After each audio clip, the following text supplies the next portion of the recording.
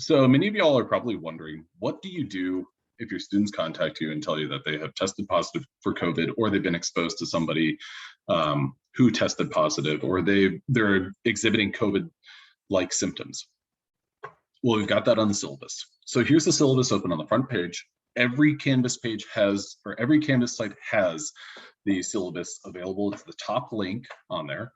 But as you scroll down, at the bottom of the first page, it says notification of COVID-19. Students who test positive for COVID-19 or who are experiencing symptoms should report immediately to the Student Health Center. And there's the URL. If the illness impacts your ability to participate in this course, contact your IA. So you need to make sure that your students have your email address, as well as both coordinators. Coordinators' emails are up at the top, Joel Gray and Corey Holland. In most cases, the existing course policies are sufficient to handle an illness without any additional adjustment. Now, those policies you might be curious about, well, what are they?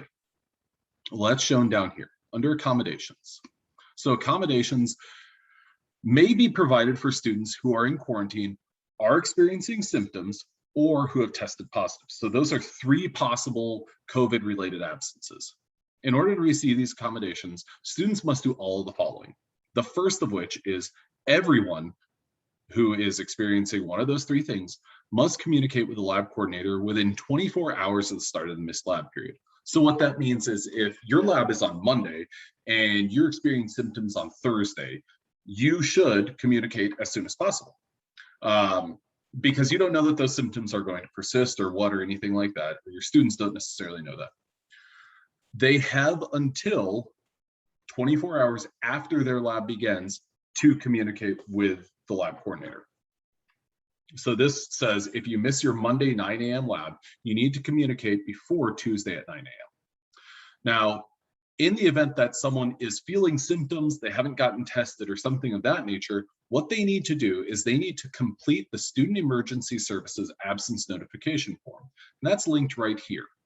So your students have access to that. What that's going to do is that's going to ask them basically what's the reason for the absence and provide some form of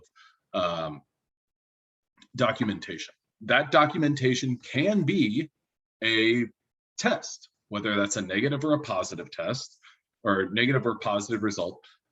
That's where you'd submit that.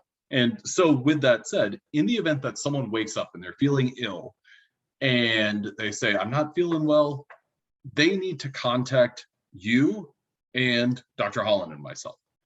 Then they need to get some form of documentation that basically justifies their absence.